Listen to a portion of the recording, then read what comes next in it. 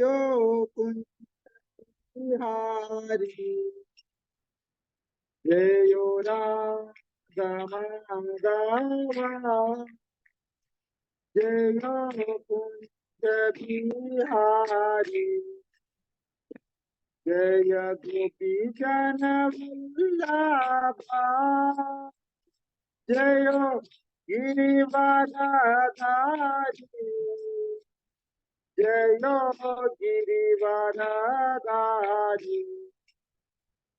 जय गोपी जन वल्लभा जयो गिरिवरधारी जयो गिरिवरधारी जयो यशोदानंदना जयो ब्रजनरंजना जयो यशोदानंदना जयो ब्रजनरंजना जयो यमुना तीरवनचारी जयो कुंज बिहारी जयो यमुना तीरवनचारी कुंज बिहारी हरे कृष्ण कृष्ण कृष्ण हरे हरे हरे राम राम राम हरे हरे हरे कृष्ण कृष्ण कृष्ण कृष्ण हरे हरे हरे राम राम राम राम हरे हरे जयो जगन्नाथ जयो जगन्नाथ बलदेवा जय सुभद्रा माई जयो जगन्नाथ जयो जगन्नाथ बलदेवा जय सुभद्रा माई जयो कृष्ण बलराम जयो कृष्ण बलराम कृष्ण बलराम जयो कृष्ण बलराम जयो कृष्ण बलराम जयो कृष्ण बलराम कृष्ण बलराम जयो कृष्ण बलराम जयो गौरानिधाय जयो गौरानिधाय गौरानिधाय जयो गौरानि जयो गौरानिधाय जयो गौरानिधाय गौरानिधाय जयो गौरानि जयो पंचतत्वा जयो पंचतत्वा पंचतत्वा जयो पंचतत्वा जयो पंचतत्वा जयो पंचतत्वा पंचतत्वा जयो पंचतत्वा जयो जगोतामी जयो जगोतामी जगोतामी जयो जगोतामी जयो जगोतामी जयो जगोतामी जगोतामी जयो जगोतामी जय जय प्रभुपाद प्रभुपाद प्रभुपाद जय जय प्रभुपाद जय जय प्रभुपाद प्रभुपाद प्रभुपाद जय जय प्रभुपाद जय जय गुरुदेव गुरुदेव गुरुदेव जय जय गुरुदेव जय जय गुरुदेव गुरुदेव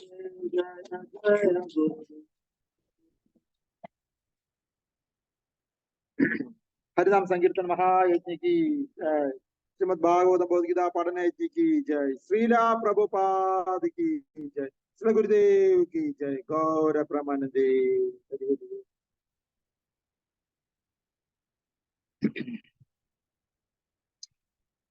ओम नमो भगवते वासुदेवाय।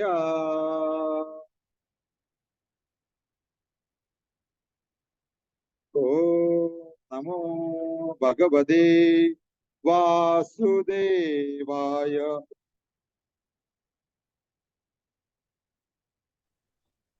ओम नमो भगवते वासुदेवाय।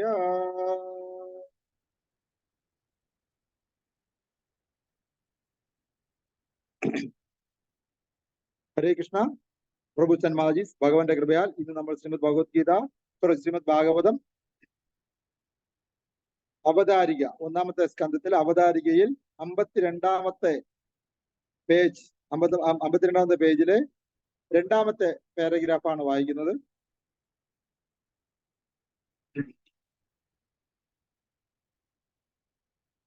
വൃന്ദാവനത്തിൽ നിന്നും പ്രയാഗിലേക്ക് മടങ്ങിച്ചെന്ന് മാഹമേള സമയത്ത് സ്നാനം ചെയ്യുന്നതിനായി മഹാപ്രഭുവിന്റെ സ്വകാര്യ സേവകനായിരുന്ന കൃഷ്ണദാസ വിപ്ര അദ്ദേഹത്തോട് അപേക്ഷിച്ചു. ഈ അപേക്ഷ മാനിച്ച് മഹാപ്രഭു തന്റെ സേവകനോടൊപ്പം പ്രയാഗിലേക്ക് യാത്ര തിരിച്ചു. മാർഗമധ്യേ അവർ ഏതാനും പത്താന്മാരെ കണ്ടുമുട്ടി. അവരുടെ കൂട്ടത്തിലെ പണ്ഡിതനായ മൗലാനയോടും അനുചരന്മാരോടും സംഭാഷണത്തിൽ ഏർപ്പെട്ട മഹാപ്രഭു ഖുറാനിൽ നിന്ന് ഭാഗവത ധർമ്മത്തെക്കുറിച്ചും ഭഗവാൻ ശ്രീകൃഷ്ണനെ കുറിച്ചും ഭഗവാൻ ശ്രീകൃഷ്ണനെ കുറിച്ചും പ്രതിപാദിച്ചിട്ടുണ്ടെന്ന് അവരെ ബോധ്യപ്പെടുത്തുക മാത്രമല്ല എല്ലാ പത്താന്മാരെയും ഭക്തിയുക്ത സേവന നിഷ്ഠയിലേക്ക് പരിവർത്തനം ചെയ്യുകയും ചെയ്തു. ഓം തത്സത്. ശ്രീല പ്രഭുപാദിക്ക് ജയ്. ഓം അജ്ഞാനതിമിരാന്തസ്യ ജ്ഞാനാഞ്ജനാശലാകയാ ചക്ഷുരുന്മിലിതം യേന തസ്മൈ ശ്രീ ഗുരുവേ നമഃ. ശ്രീ ചൈതന്യ മനോഭീഷ്ടം സ്ഥാപിതം യേന ഭൂതലേ സ്വയം രൂപാ കഥാ മഹ്യം ദദാതി സോപദാന്തികം. വന്ദേഹം ശ്രീഗുരോ ശ്രീതപാദകമലം ശ്രീഗുരുൻ വൈഷ്ണവാം ച ശ്രീരൂപം സാഗ്രജാതം സഗഗണ രഘുനാനിതം തം സജീവം സാദ്വൈതം സാവധൂതം പരിജന സഹിതം കൃഷ്ണ ചൈതന്യദേവം ശ്രീരാധാ കൃഷ്ണപാദാൻ സഹഗണ ലളിതാ ശ്രീ വിശാഹാനിതാം ച. ഹേ കൃഷ്ണ കരുണ സിന്ധോ ദീനബന്ധോ ജഗത്പദേ ഗോപേശ ഗോപിക കാന്ത രാധാ കാന്ത നമസ്തുതേ. സപ്തകാഞ്ചന ഗൗരാംഗി രാധേ വൃന്ദാവനേശ്വരി വൃഷഭാനുസുതേ ദേവി പ്രണമാമി ഹരി പ്രിയേ. നമോ മഹാവദന്യായ കൃഷ്ണ പ്രേമ പ്രദായതേ കൃഷ്ണായ കൃഷ്ണ ചൈതന്യ നാമിനി ഗൗരിഷേ നമഃ. നമോ ബ്രാഹ്മണ ദേവായ ഗോ ബ്രാഹ്മണ്യ ഹിതായ ച ജഗദ്ഗിതായ കൃഷ്ണായ ഗോവിന്ദായ നമോ നമഃ. പഞ്ചകൽപതരുപച്ച കൃപാ സിന്ധുവേവ ച വദാനാം പാവനേവോ വൈഷ്ണവേവോ നമോ നമഃ. നമോ ഓം വിഷ്ണുപാദായ കൃഷ്ണപൃഷ്ഠായ ഭൂതലേ ശ്രീമതേ ഭക്തി വേദാന്ത സ്വാമിൻ ഇതി നാമിനെ. നമസ്തേ സരസ്വതി ദേവേ ഗൗരവാണി പ്രചാരിണേ നിർവിശേഷ ശൂന്യവാദി പാശ്ചാത്യ ദേശധാരണേ.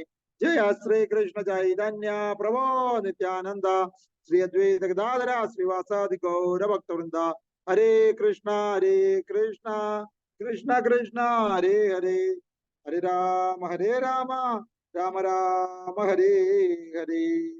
നമോ ഓം ശ്രീതായ കൃഷ്ണപൃഷ്ഠായ ഭദ്രേ ശ്രീമതി മഹാവിഷ്ണു ഗോസ്വാമി നമാമി മൂർധന്യ ചരണാരവിന്ദേ ശ്രീ ഭാഗവത ഭക്തസമേതേ പ്രചാരണ ലോകധാരണ ശ്രീ മഹാവിഷ്ണു.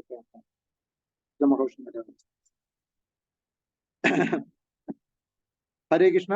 പ്രിയപ്പെട്ട ഭക്തജനങ്ങളെ, ഇന്ന് നമ്മൾ ശ്രീമദ് ഭാഗവതത്തിലെ അവതാരികയുടെ അവസാന ഭാഗത്തിൽ ഏകദേശം എത്തിച്ചേർന്നിരിക്കുന്നു. ഞാൻ പറയുന്നത് കേൾക്കാമോ? കേൾക്കാം പ്രഭു. ഹരേ കൃഷ്ണ. നല്ല ക്ലിയർ ആക്കുന്നു. Thank you ma'am. ചൈതന്യ മഹാപ്രഭുവിന്റെ ലീലകളെ കുറിച്ചാണ് അവതാരികയിൽ his divine grace A C. Bhaktivedanta Swami Srila Prabhupada കൂടുതലും പറഞ്ഞിരിക്കുന്നത്. അതിന് കാരണം എന്തെന്ന് വെച്ചാല് ശ്രീമദ് ഭാഗവതത്തിന്റെ പ്രാക്ടിക്കൽ ആപ്ലിക്കേഷൻ ആണ് ചൈതന്യ മഹാപ്രഭു സ്വന്തം ജീവിതത്തിലൂടെ നമുക്ക് കാണിച്ചു തന്നിട്ടുള്ളത് അപ്പൊ ഭാഗവതധർമ്മം തിയറിറ്റിക്കലായി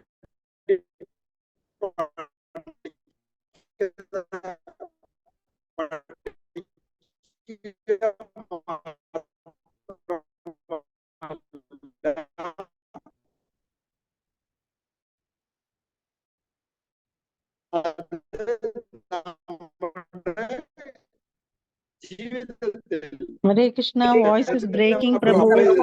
ജീവിതത്തിൽ അപ്ലൈ ചെയ്യേണ്ടതാണ് എന്നതിന്റെ ഒരു മഹാപ്രഭുവിന്റെ ലീലയിലൂടെ നമുക്ക് പറഞ്ഞു തരുന്നു. ഇന്ന് നമ്മൾ വായിച്ച ഹലോ കേൾക്കാമോ? പ്രഭു ക്ലിയർ ആവുന്നില്ല വോയിസ്.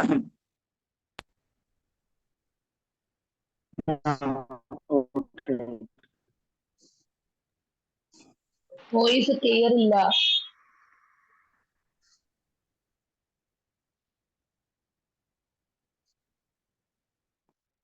ഹരേ കൃഷ്ണ കേൾക്കാമോ? ഇപ്പൊ കേൾക്കാമോ? ഇപ്പൊ ക്ലിയർ അല്ല. അല്ല.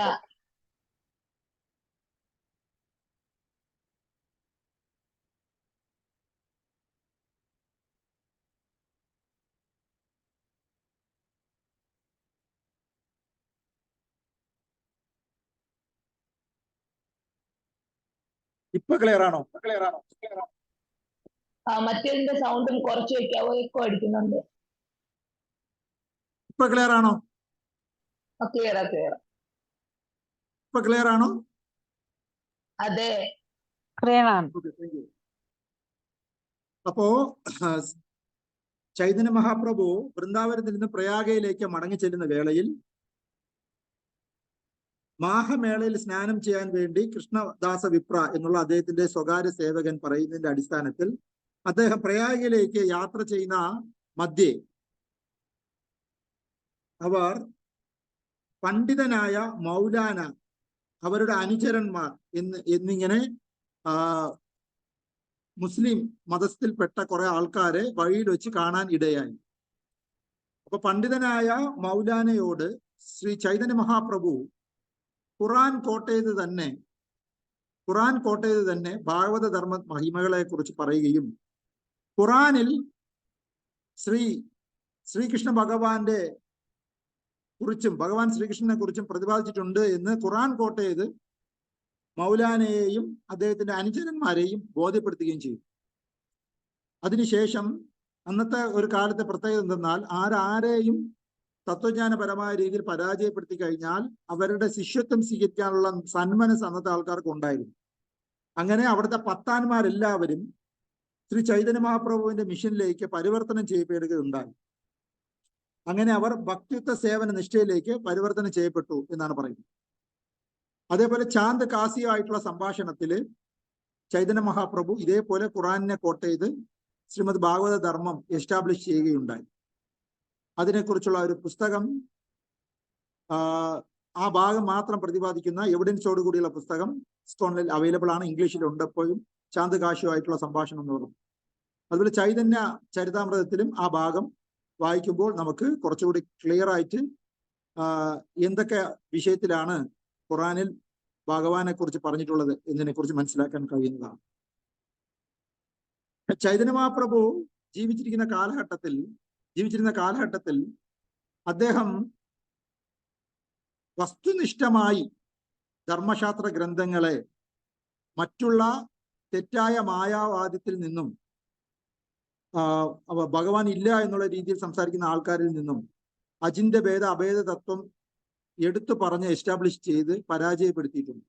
ഏറ്റവും അവസാനമായി ചൈതന്യ മഹാപ്രഭുവിന്റെ ഭാഷ്യമാണ് ശരിയെന്ന് ഈ ലോകം അന്നത്തെ പണ്ഡിതന്മാർ അംഗീകരിച്ചിട്ടുള്ളതാണ്.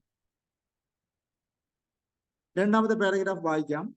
മഹാപ്രഭു പ്രയാഗയിൽ തിരിച്ചെത്തിയപ്പോൾ ശ്രീല രൂപഗോസ്വാമിയും കനിഷ്ഠ സഹോദരൻ എന്നുവെച്ചാൽ സനാതന ഗോസ്വാമിയും അദ്ദേഹത്തെ ബിന്ദുമാധവ ക്ഷേത്രത്തിന് സമീപം എതിരേറ്റു. പ്രയാഗിലെ ജനങ്ങൾ അത്യന്തം ആദരവോടെ ആണ് മഹാപ്രഭുവിനെ സ്വാഗതം ചെയ്തത്. പ്രയാഗിന്റെ മറുതീരത്തെ അഡൈല ഗ്രാമവാസിയായ വല്ലഭ ഭട്ടർ മഹാപ്രഭുവിനെ സ്വീകരിച്ചു കൊണ്ടുപോകുന്ന വഴിയെ മഹാപ്രഭു യമുന നദിയിലേക്ക് ഇറങ്ങി. അത്യന്തം പ്രയാസത്തോടെ മഹാപ്രഭുവിനെ അബോധ അവസ്ഥയിൽ യമുനയിൽ നിന്നും കരകയറ്റുകയും ഒടുവിൽ അദ്ദേഹം വല്ലഭ ഭട്ടരുടെ ആസ്ഥാനം സന്ദർശിക്കുകയും ചെയ്തു. മഹാപ്രഭുവിന്റെ മുഖ്യ അനുചരന്മാരിൽ ഒരാളായിരുന്ന വല്ലഭ ഭട്ടർ പിന്നീട് വല്ലഭ സമ്പ്രദായം എന്ന സ്വസംഘം രൂപീകരിച്ചു. ഇങ്ങനെ വല്ലഭ സമ്പ്രദായം എന്ന് പറയുന്നതും വൈഷ്ണവ സമ്പ്രദായം തന്നെയാണ്. നമ്മൾ കുറച്ചു ദിവസം മുമ്പ് തുക്കാറാമിനെ കുറിച്ചും പറഞ്ഞു. തുക്കാറാമിനെയും ശ്രീ ചൈതന്യ മഹാപ്രഭു ദീക്ഷ കൊടുത്തിട്ടുണ്ട്. അപ്പൊ തുക്കാറാമിന്റെ പരമ്പരയും വല്ലഭ ആചാര്യ പരമ്പരയും എല്ലാം ബ്രഹ്മമധ്വ ഗൗഡീയ വൈഷ്ണവ സമ്പ്രദായത്തിന്റെ ഭാഗമാണ്.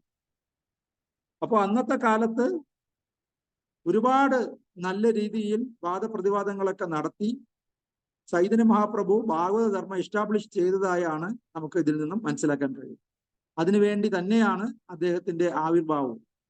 ഭഗവാൻ തന്നെ ഭക്ത അവതാരത്തിലൂടെ വന്നു ശരിയായ മാർഗനിർദ്ദേശം ജനങ്ങൾക്ക് കൊടുക്കുക എന്നുള്ളതായിരുന്നു ഭഗവാന്റെ ഉദ്ദേശം. അന്ന് ഹിംസ ശരിയായ രീതിയിൽ അല്ലാതെ ജീവികളെ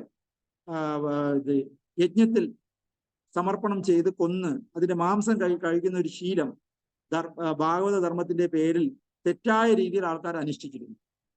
അതിൽ നിന്നുമാണ് ബുദ്ധൻ വന്ന് അങ്ങനെ നിങ്ങളുടെ ധർമ്മശാസ്ത്രങ്ങൾ പാവപ്പെട്ട ജീവികളെ കൊല്ലാനാണ് പ്രേരിപ്പിക്കുന്നതെങ്കിൽ ആ ഭാഗവത ധർമ്മം തന്നെ എടുത്ത് കളഞ്ഞോളൂ എന്ന് വിളിച്ച് പറയുകയുണ്ടായി.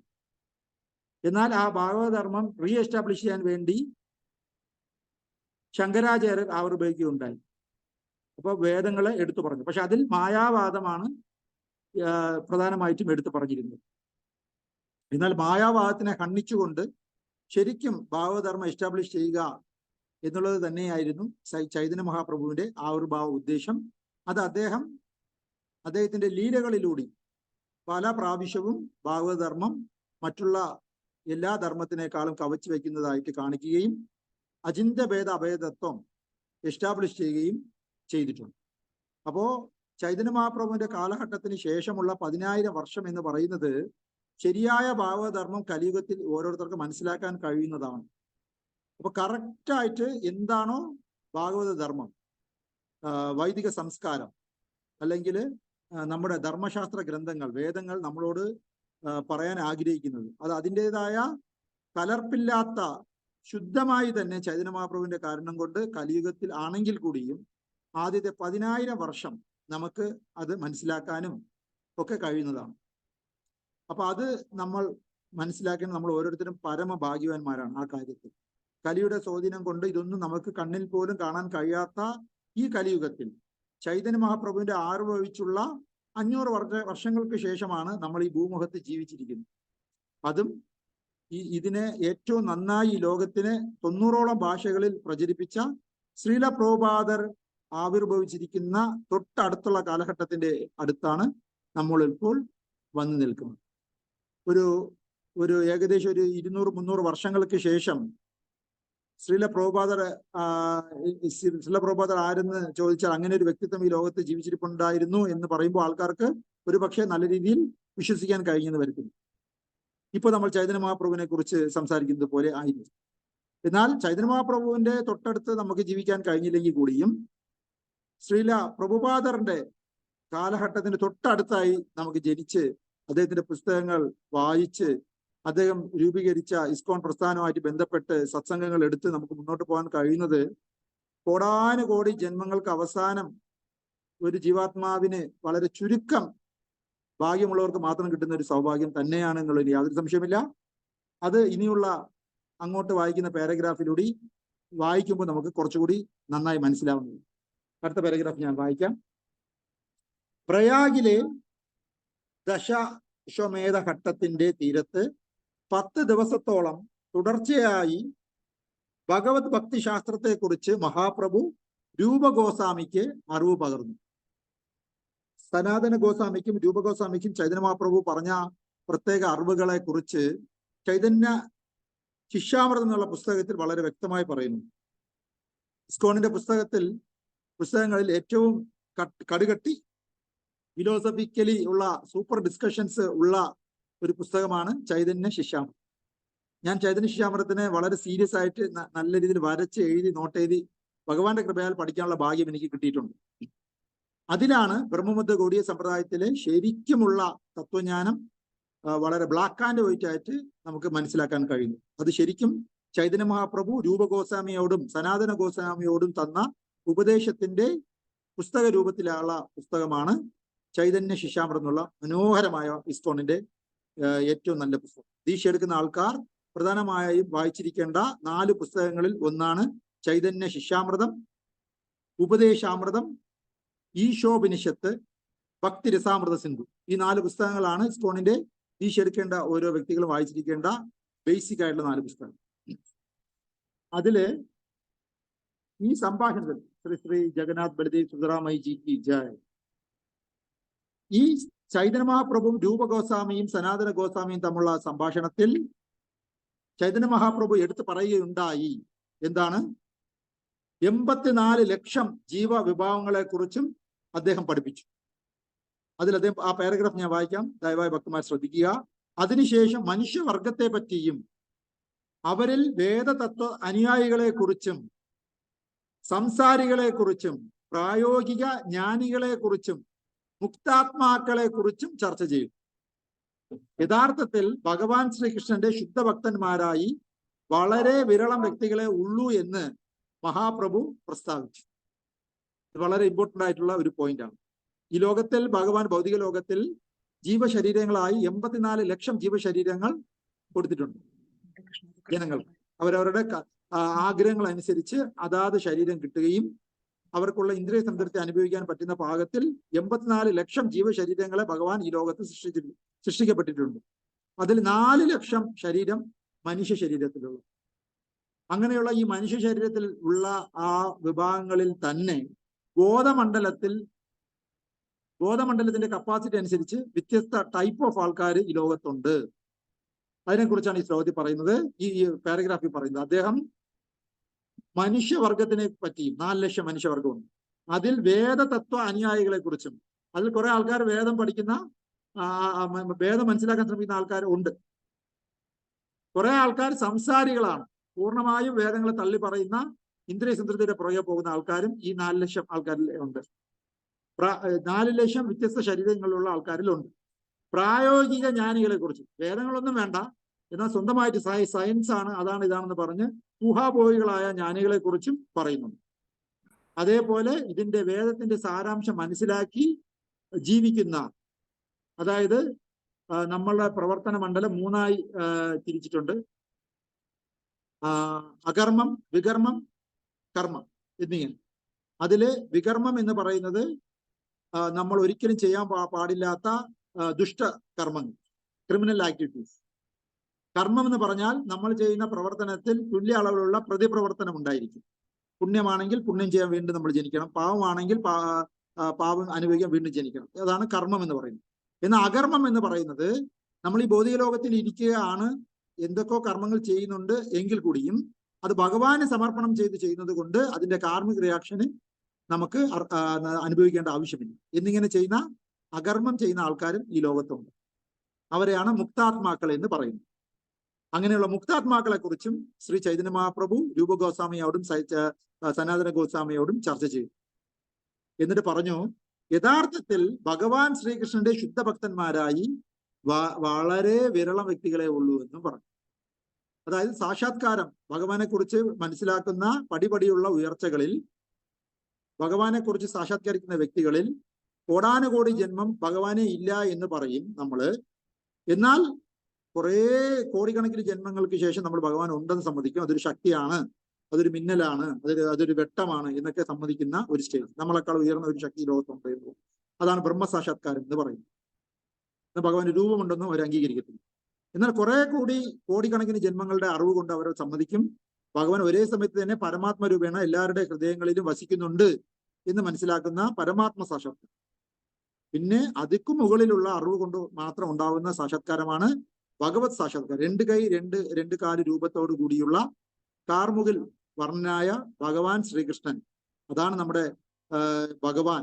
അദ്ദേഹം ഗോലോക വൃന്ദാവനത്തിൽ ഇരിക്കുന്ന സമയത്ത് തന്നെ ഈ ലോകം മുഴുവനും അദ്ദേഹം വ്യാപിച്ചിരിക്കുന്നു എന്ന് മനസ്സിലാക്കുന്ന ആൾക്കാർ എല്ലാം ഭഗവാൻ ശ്രീകൃഷ്ണന്റെ അണ്ടറിലാണ് എന്ന് മനസ്സിലാക്കുന്ന ആ ഒരു പരിസ്ഥിതിയിൽ മാത്രമാണ് ഭഗവാനെ ശരണം പ്രാപിക്കുന്നത്. ശ്രീമദ് ഭഗവത്ഗീതയിലെ ഭഗവാൻ പറയുന്നുണ്ട്, ഭൗതിക ആധ്യാത്മിക ലോകങ്ങളുടെ ഉറവിടം ഞാനാണ്. എല്ലാം എന്നിൽ നിന്നാണ് ഉണ്ടായത്. ഇത് അറിയുന്ന ബുദ്ധിമാന്മാർ എന്റെ സേവനത്തിൽ ഏർപ്പെടുകയും എന്നെ ഉള്ളഴിഞ്ഞ് ആരാധിക്കുകയും ചെയ്യും. ശ്രീമദ് ഭഗവത്ഗീത 10ാം അധ്യായം 8ാം ശ്ലോകം. അപ്പോ അങ്ങനെയുള്ള ഭഗവാൻ ശ്രീകൃഷ്ണനെ മനസ്സിലാക്കി അദ്ദേഹത്തിന് ശരണം പ്രാപിച്ചു ശുദ്ധഭക്തന്മാരായ അദ്ദേഹത്തിന്റെ സേവനം ചെയ്യുന്ന ആൾക്കാര് വളരെ വിരലിൽ എണ്ണാവുന്ന ആൾക്കാരെ ഉള്ളൂ എന്ന് ചൈതന്യ മഹാപ്രഭു രൂപഗോസ്വാമിയോടും സനാതന ഗോസ്വാമിയോടും പറയുന്നു.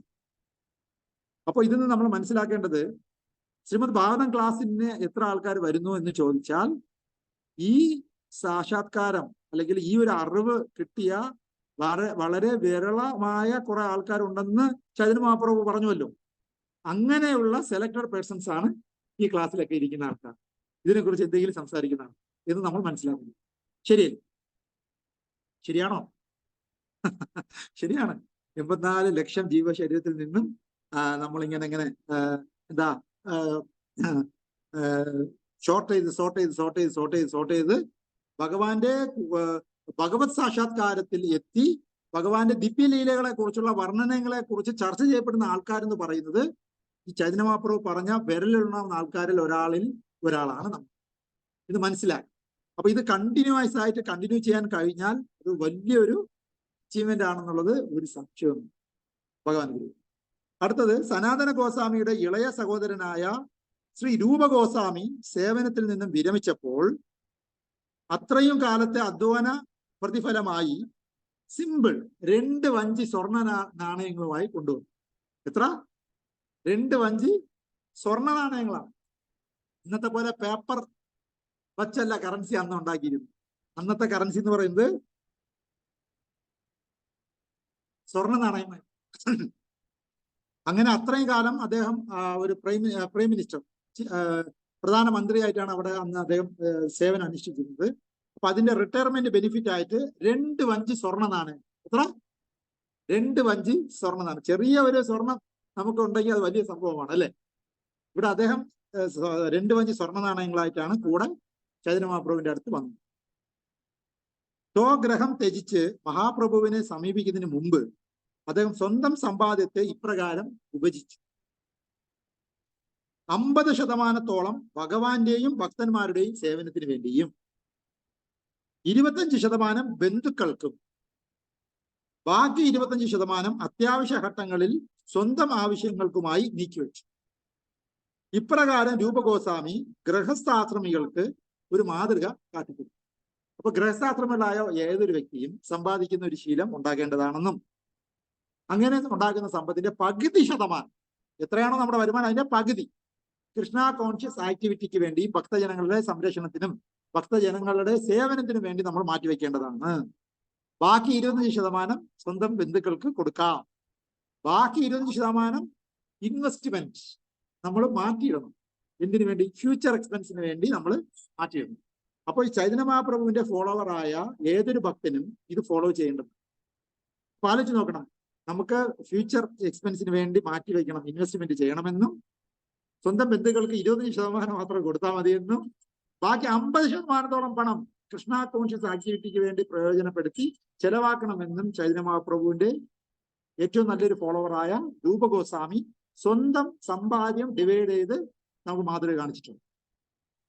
അതേപോലെ തന്നെ ഒരു ഭക്തനും മറ്റൊരു ഭക്തനും തമ്മിലുള്ള ബന്ധം എത്രത്തോളം നല്ല രീതിയിൽ ഊട്ടി ഉറപ്പിക്കാം, ഒരു സ്നേഹവിനിമയം ഭക്തന്മാർ തമ്മിൽ എങ്ങനെ ആയിരിക്കണം എന്നതിനെ കുറിച്ച് 6 മാർഗനിർദ്ദേശങ്ങൾ ആര് പറഞ്ഞിട്ടുണ്ട്? രൂപഗോസ്വാമി ഉപദേശാമൃതത്തിൽ പറഞ്ഞു. ഉപദേശാമൃതത്തിൽ ഒരു ഭക്തനും തമ്മിലുള്ള ബന്ധം ഊട്ടി ഉറപ്പിക്കാൻ എന്തൊക്കെ പ്രവർത്തനമാണ് നമ്മൾ കാഴ്ചവെക്കേണ്ടത് എന്ന് പറഞ്ഞിട്ടുണ്ട്.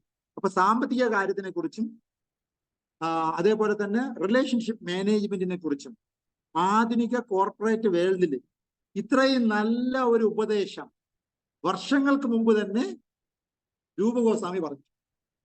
ഇന്നത്തെ ഈ കോർപ്പറേറ്റ് വേൾഡിൽ എന്തൊക്കെ ട്രെയിനിങ് പ്രോഗ്രാംസ് നടക്കുന്നുണ്ടോ ആ ട്രെയിനിങ് പ്രോഗ്രാമിന്റെ എല്ലാം കാതൽ പരിശോധിച്ച് നോക്കുമ്പോൾ റിലേഷൻഷിപ്പ് മാനേജ്മെന്റുമായിട്ട് ബന്ധപ്പെട്ട് രൂപഗോസ്വാമി പറഞ്ഞ ഈ കാര്യങ്ങളെ പറയാൻ പോകുന്നത്. അതേപോലെ തന്നെ മണി മാനേജ്മെന്റ് എങ്ങനെ ചെയ്യണം എന്നതിനെ കുറിച്ച് രൂപഗോസ്വാമി പറഞ്ഞതിന് അപ്പുറം ഒരു ഫോർമുല കണ്ടുപിടിക്കാനും പറ്റത്തില്ല. അത്ര മനോഹരമായി അവർ വർഷങ്ങൾക്ക് മുമ്പ് തന്നെ ഗൃഹസ്ഥാശ്രമിക്ക് നല്ലൊരു മാതൃക രൂപഗോസ്വാമി കാണിച്ചു തന്നിട്ടുണ്ട്.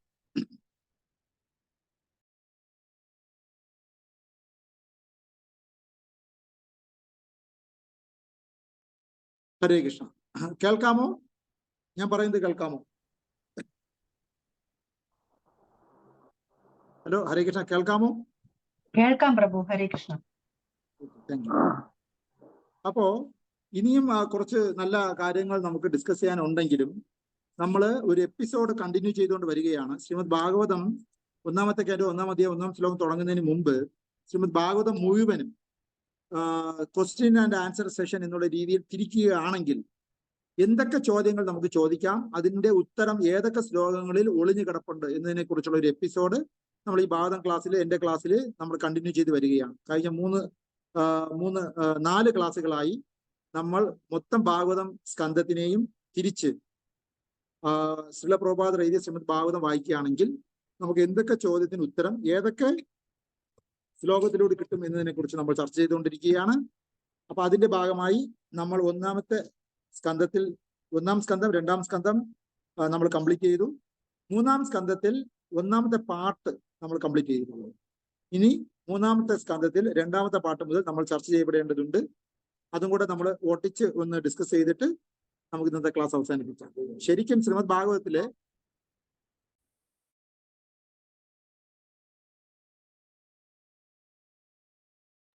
ഹരേ കൃഷ്ണ, ശ്രീമദ് ഭാഗവതത്തിലെ രണ്ടാം സ്കന്ധത്തില് നമ്മൾ നോക്കുമ്പോൾ ഏകദേശം ഒരു 50ഓളം ക്വസ്റ്റ്യൻ ആൻഡ് ആൻസർ നമുക്ക് അതിൽ നിന്ന് കിട്ടും. അത് ഒന്നൊന്നായി ഞാൻ ചർച്ച ചെയ്യാം. നമ്മളിപ്പോ ശ്ലോക നമ്പറിൽ ഏത് ചോദ്യത്തിൽ ഉത്തരം ഏത് ശ്ലോകത്തിലുണ്ട് എന്ന് മാത്രമേ നമ്മൾ ചർച്ച ചെയ്യപ്പെടുന്നുള്ളൂ.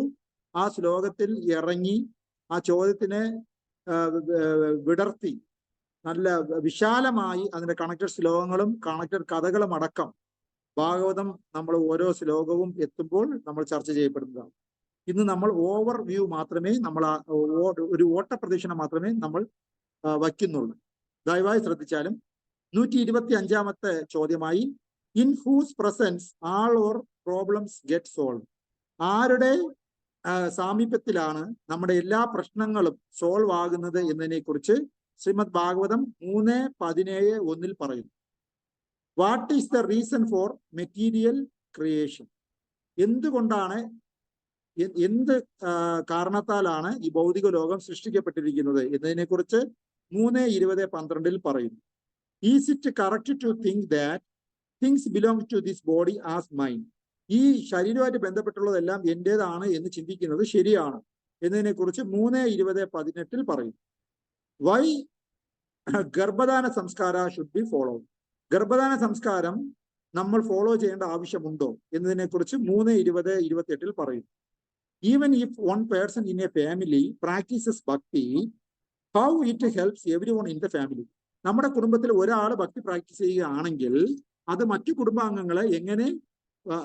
കുടുംബാംഗങ്ങൾക്ക് എങ്ങനെ ഉപകാരം ഉണ്ടാക്കി തരും എന്നതിനെ കുറിച്ച് ശ്രീമദ് ഭാഗവതം 3:20-43 പറയുന്നു. How do marriages happen in Kaliyuga? കലിയുഗത്തിലെ കല്യാണങ്ങൾ എങ്ങനെയാണ് എന്നതിനെ കുറിച്ച് 3:21-15 പറയും. What is the exact definition of dharma? ധർമ്മത്തിന്റെ ശരിയായ നിർവചനം എന്താണ് എന്നതിനെ കുറിച്ച് 3:21-16 പറയുന്നു. How does the God satisfy devotee who desire for material objects? ഭൗതികമായ കാര്യങ്ങളിൽ ആഗ്രഹങ്ങൾ ഉള്ള ഒരു ഭക്തനെ ഭഗവാൻ എങ്ങനെ സംതൃപ്തിപ്പെടുത്തും എന്നതിനെ കുറിച്ച് 3:21-24 പറയും. Why is marriage of a persons belongings to different caste prohibited? വ്യത്യസ്ത വ്യത്യസ്ത ജാതികളിലുള്ള കല്യാണങ്ങൾ എന്തുകൊണ്ട് തെറ്റ് എന്ന് പറയുന്നു? ജന്മന അല്ല, കർമ്മണയാണ് ഉദ്ദേശിക്കുന്നത് എന്നതിനെ കുറിച്ച് 3:21-28 പറയുന്നു. Why should the devotee get fear? If the fear personified himself becomes afraid in the presence of Lord Sri Krishna. എന്തുകൊണ്ടാണ് ഒരു ഭക്തന് ഭയം ഉണ്ടാകുന്നത്? എന്നാൽ ഭയം എന്നുള്ള മൂർത്തി തന്നെ ഭഗവാൻ ശ്രീകൃഷ്ണനെ ഭയപ്പെടുന്നുണ്ടല്ലോ എന്നതിനെ കുറിച്ച് 3:21-31 പറയുന്നു. How to recognise the stages of devotion in devotees? ഓരോ ഭക്തന്മാരിലുള്ള വ്യത്യസ്ത ഭക്തിയിലുള്ള സ്റ്റേജിനെ നമുക്ക് എങ്ങനെ മനസ്സിലാക്കാം എന്നതിനെ കുറിച്ച് 3:21-31 പറയുന്നു. Are kshatriyas prohibited to commit violence? Permitted to commit violence. എന്താ ശത്രുന്മാർക്ക് വയലൻസ് എന്ന് പറയുമ്പോൾ യുദ്ധം ചെയ്യാൻ അവർക്ക് അധികാരമുണ്ടോ എന്നതിനെ കുറിച്ച് 3:21:50 പറയുന്നു. Why should be always try for association of sadhus? നമ്മൾ എന്തുകൊണ്ട് സാധു സംഘം എടുക്കണം എന്ന് പറയുന്നു എന്നതിനെ കുറിച്ച് 3:22:5 പറയുന്നു. Why spiritual master is to be satisfied? എന്തുകൊണ്ട് ആധ്യാത്മിക ഗുരുവിനെ നമ്മൾ സംതൃപ്തിപ്പെടുത്തണം എന്ന് പറയുന്നത് എന്നതിനെ കുറിച്ച് 3:22:6 പറയുന്നു.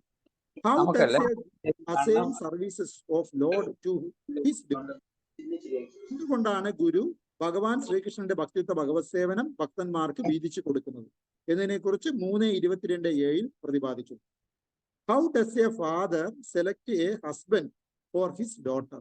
മകൾക്ക് ഒരു അച്ഛൻ എന്തുകൊണ്ട് ഒരു യോഗ്യനായ ഭർത്താവിനെ സെലക്ട് ചെയ്ത് കൊടുക്കണം എന്ന് പറയുന്നു എന്നതിനെ കുറിച്ച് 3:22:13 പറയുന്നു.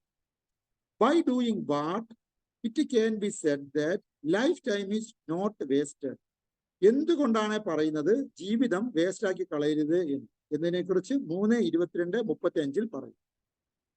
What type of loving exchange between husband and wife become the model for grihastha life? ഒരു ഗൃഹസ്ഥ ലൈഫിന്റെ മാതൃകയായി ഏത് തരം സ്നേഹ വിനിമയങ്ങളാണ് ഭാര്യയും ഭർത്താവും ചെയ്യേണ്ടത് എന്നതിനെ കുറിച്ച് 3:23:1 പറയും. അതേപോലെ who are to be considered as enemies? ആരെയാണ് നമ്മൾ നമ്മുടെ ശത്രുവായി കാണേണ്ടത് എന്നതിനെ കുറിച്ച് 3:23:3 പറയും. How birth of a female child and male child happen? എങ്ങനെയാണ് ഒരു ആൺകുട്ടിയോ പെൺകുട്ടിയോ ജനിക്കപ്പെടുന്നത്? അതിന്റെ സയൻസ് എന്താണ് എന്നതിനെ കുറിച്ച് 3:23:11 പറയുന്നു. ഹു ആർ അഷ്ടദിക്പാലകന്മാർ എന്ന് പറയുന്നത് ആരാണ്? 3:23:39 പറയും. ഇഫ് എ ഡിവോട്ടി പ്രാക്ടീസസ് ഭക്തി without having knowledge of God does it give any result? ഭഗവാനിൽ വിശ്വാസം ഇല്ലാതെ ആരെങ്കിലും ഭക്തി പ്രാക്ടീസ് ചെയ്യുകയാണെങ്കിൽ അവർക്ക് റിസൾട്ട് കിട്ടുമോ എന്നതിനെ കുറിച്ച് 3:23:55 പറയും. How should a son follow father's command and a disciple follow guru's command? എങ്ങനെയാണ് ഒരു മകൻ അച്ഛന്റെ ഉപദേശങ്ങളെ ഫോളോ ചെയ്യേണ്ടത്, അതേപോലെ എങ്ങനെയാണ് ഒരു ശിഷ്യൻ ഗുരുവിനെ ഫോളോ ചെയ്യേണ്ടത് എന്നതിനെ കുറിച്ച് 3:24:13 പറയും. To which munis did Kardama Muni give his daughter for marriage? ഏത് മുനിക്കാണ് കർദമ മുനി അദ്ദേഹത്തിന്റെ മകളെ കല്യാണം കഴിച്ചു കൊടുത്തത്? 3:24:22 മുതൽ 23 വരെയുള്ള ശ്ലോകങ്ങളിൽ പറയും. Why did Lord Kapila incarnate on the earth? എന്തുകൊണ്ടാണ് ഭഗവാൻ കപിലദേവൻ ഭൂമിയിൽ അവതരിച്ചത് എന്നതിനെ കുറിച്ച് 3:24:36 പറയും. What are the qualities of a sadhu? ഒരു സാധുവിന്റെ ശരിക്കുമുള്ള സവിശേഷതകൾ എന്തൊക്കെയാണ്? 3:25:21 പറയും. How does a man fall from spiritual world to material world? എങ്ങനെയാണോ ഒരു വ്യക്തി ഭൗതിക ലോകത്തിൽ ആധ്യാത്മിക ലോകത്തിൽ നിന്നും വീണു പോകുന്നത് എന്നതിനെ കുറിച്ച് 3:25:29 പ്രതിപാദിക്കുന്നു. Third grade devotees also get salvation. How this is accepted in Vedic literature? മൂന്നാം കിട ഭക്തന്മാർക്ക് പോലും മുക്തി ഉണ്ടാകും. എങ്ങനെയാണ് ഇത് വൈദിക തത്വശാസ്ത്രത്തിന്റെ ബേസിൽ നമുക്ക് മനസ്സിലാക്കാം എന്നതിനെ കുറിച്ച് 3:25:36 പ്രതിപാദിക്കും. How does the time affect the devotees who are in Krishna consciousness? കൃഷ്ണാവബോധത്തിലുള്ള ഭക്തന്മാരെ എങ്ങനെയാണ് സമയം സപ്പോർട്ട് ചെയ്യുന്നത് എന്നതിനെ കുറിച്ച് 3:25:38 പറയുന്നു. Red, white and blue colours represent which modes? നീല, ചുമപ്പ്, വെള്ള എന്നുള്ള കളർ നമ്മുടെ മോഡ്സുമായിട്ട് എങ്ങനെ കണക്ട് ആയിരിക്കും? മോഡ്സ് എന്ന് പറയുമ്പോൾ നമ്മുടെ ഗുണങ്ങളായി എങ്ങനെ കണക്ട് ആയിരിക്കും എന്നതിനെ കുറിച്ച് 3:26:5 പ്രതിപാദിക്കുന്നു. ഹൗ ശ്രീ ജഗന്നാഥ് ബലദേവ് സുന്ദരാമയി ജി കി ജയ്. How could one obtain the desired material body or spiritual body? എങ്ങനെയാണ് ഒരാൾക്ക് ഭൗതിക ശരീരം അല്ലെങ്കിൽ ആധ്യാത്മിക ശരീരം കിട്ടുന്നത് എന്നതിനെ കുറിച്ച് 3:26:8 പറയുന്നു. Why ear is considered as the most important sense? നമ്മുടെ ഇന്ദ്രിയങ്ങളിൽ ചെവിക്കുള്ള പ്രാധാന്യം എന്താണ് എന്നതിനെ കുറിച്ച് 3:26:32 പ്രതിപാദിക്കുന്നു. What are the features of sky, air, water, fire and the air. എന്തൊക്കെ സ്വഭാവ സവിശേഷതകളാണ് ആകാശത്തിന്, വായുവിന്, വെള്ളത്തിന്, അഗ്നിക്ക്, ഭൂമിക്ക് ഉള്ളത് എന്നതിനെ കുറിച്ച് 3:26-49 പ്രതിപാദിക്കുന്നു. How should a devotee be in Krishna consciousness? എങ്ങനെയാണ് ഒരു ഭക്തന് കൃഷ്ണബോധത്തിൽ തുടരാം എന്നതിനെ കുറിച്ച് 3:27-8 പറയുന്നു. ഹു ഈസ് ആത്മരാമൻ? ആരാണ് ആത്മരാമൻ എന്നതിനെ കുറിച്ച് 3:27-26 പ്രതിപാദിക്കുന്നു. How can we conquer lust? എങ്ങനെ നമുക്ക് കാമത്തിനെ തുരത്താം എന്നതിനെ കുറിച്ച് 3:28-32 പ്രതിപാദിക്കുന്നു. Why does a devotee hankers only for lord? എങ്ങനെ നമ്മളെ ഭഗവാനെ വേണ്ടി മാത്രം നമ്മൾ ആഗ്രഹിക്കാം, ഭഗവാനെ മാത്രം എങ്ങനെ നമുക്ക് ആഗ്രഹിക്കാം എന്നതിനെ കുറിച്ച് 3:29-13 പറയുന്നു. What is the significance of പ്രസാദം? പ്രസാദത്തിന്റെ മഹിമ എന്താണ് എന്നതിനെ കുറിച്ച് 3:29-24 പറയും. How can A person protect himself from the cycle of birth and death? എങ്ങനെയാണോ ജനന മരണ ചക്രത്തിൽ നിന്നും ഒരാൾക്ക് സ്വയം രക്ഷിക്കാം എന്നതിനെ കുറിച്ച് 3:29-39 പറയും. Is there no love in this material? എന്താ ഈ ഭൗതിക ലോകത്തിൽ സ്നേഹം അല്ലെങ്കിൽ പ്രേമം എന്നൊന്നും ഇല്ലേ എന്നതിനെ കുറിച്ച് 3:38 പ്രതിപാദിക്കുന്നു.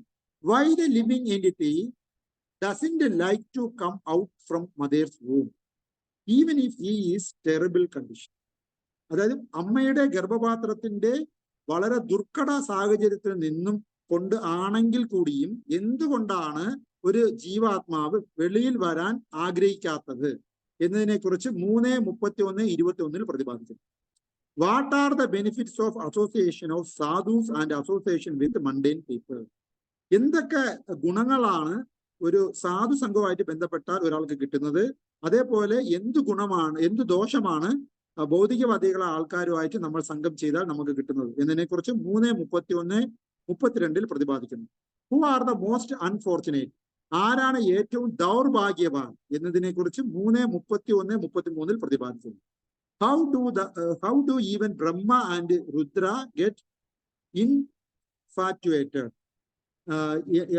എപ്പോഴാണ് ബ്രഹ്മദേവനും രുദ്രനും പോലും വിഷമസ്ഥിതികൾ ഉണ്ടാകുന്നത് എന്നതിനെ കുറിച്ച് 3:31-36 പറയുന്നു. How does body of A woman or men get occurs? എങ്ങനെയാണ് ഒരാൾക്ക് ഒരു പുരുഷന്റെ അല്ലെങ്കിൽ സ്ത്രീയുടെ ശരീരം കിട്ടുന്നത് എന്നതിനെ കുറിച്ച് 3:31-41 പ്രതിപാദിക്കുന്നു. How married life does becomes auspicious? എങ്ങനെ നമ്മുടെ വൈവാഹിക ജീവിതം ദിവ്യത്വമുള്ളതാക്കി മാറ്റാം എന്നതിനെ കുറിച്ച് 3:31-42 പറയും. How does A pure devotee make Lord Krishna happy? എങ്ങനെ ഒരു ശുദ്ധ ഭക്തന് ഭഗവാൻ ശ്രീകൃഷ്ണനെ സന്തുഷ്ടനാക്കാൻ കഴിയും എന്നതിനെ കുറിച്ച് 3:32-25 പ്രതിപാദിക്കുന്നു. What is bhakti yoga and jnana yoga? എന്താണ് ഭക്തിയോഗം, എന്താണ് ജ്ഞാനയോഗം എന്നതിനെ കുറിച്ച് 3:32-27 പ്രതിപാദിച്ചു. Who cannot realise Krishna consciousness? കൃഷ്ണാവബോധം ആർക്കാണ് മനസ്സിലാക്കാൻ കഴിയാത്തത് എന്നതിനെ കുറിച്ച് 3:32-40 പ്രതിപാദിച്ചു.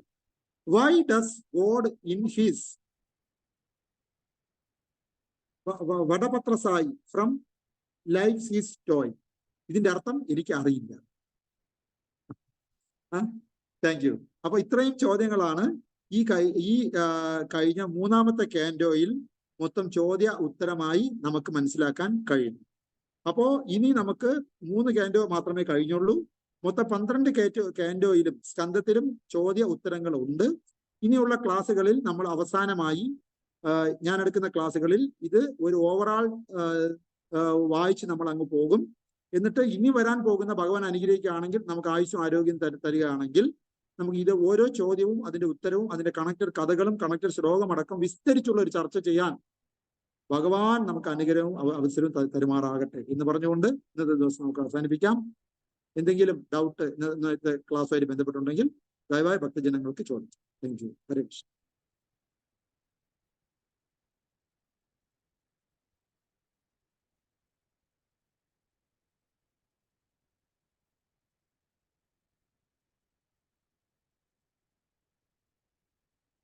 Hare Krishna. Thank you, Prabhu, for your dedicated explanation about the cantos and ഇത്രയും നല്ലപോലെ ഒരു ഇത് ഞാൻ ഫസ്റ്റ് ആയിട്ട് കേൾക്കുകയാണ്. ഓരോരോ ചാപ്റ്ററിലും ഓരോരോ ക്വസ്റ്റ്യൻസ് ഉണ്ടാക്കി ഞാൻ വന്ദിക്കുന്നു പ്രഭു. ഹരേ കൃഷ്ണ. വളരെ ഉപകാരമായിരിക്കും. ഈ ക്വസ്റ്റ്യൻസ് ഒക്കെ നമുക്ക് ഇതിൽ ഇട്ട് തന്നു കഴിഞ്ഞാല് നമുക്കും അത് അങ്ങനെ പഠിച്ചു കൊണ്ട് പോകാം. താങ്ക് യു സോ തീർച്ചയായിട്ടും മച്ച്. മാതാജി, നമ്മുടെ ഗ്രൂപ്പുകളിൽ ഇതിന്റെ ചോദ്യവും ഇതിന്റെ ശ്ലോക നമ്പർ നമ്മൾ ഇടുന്നതാണ്. നമ്മൾ ഈ ലിങ്ക് അയച്ചപ്പോ അതിലൊരു വാട്സപ്പ് ഗ്രൂപ്പിന്റെ ലിങ്കും കൂടെ അയച്ചിട്ടുണ്ട്. അതിൽ മാതാജി ജോയിൻ ചെയ്യുക. അപ്പോ ഇപ്പോൾ നമ്മൾ ചർച്ച ചെയ്ത ചോദ്യവും ഉത്തരവും നമുക്ക് ആ ഗ്രൂപ്പിൽ ഇട്ട് തരുന്നതാണ്. ഇതൊക്കെ നല്ല ബുദ്ധിയുള്ള ഭക്തന്മാര് റിസർച്ച് ചെയ്ത് കണ്ടുപിടിച്ച ചോദ്യങ്ങളും ഉത്തരങ്ങളും ഞാൻ റിപ്പീറ്റ് ചെയ്യുന്നതേ ഉള്ളൂ. Okay, thank you Mataji. വളരെ സന്തോഷം. Thank you so much. Okay, അപ്പൊ നമുക്ക് ഇന്നത്തെ ക്ലാസ് ഭഗവാന്റെ കൃപയാൽ അവസാനിപ്പിക്കാം.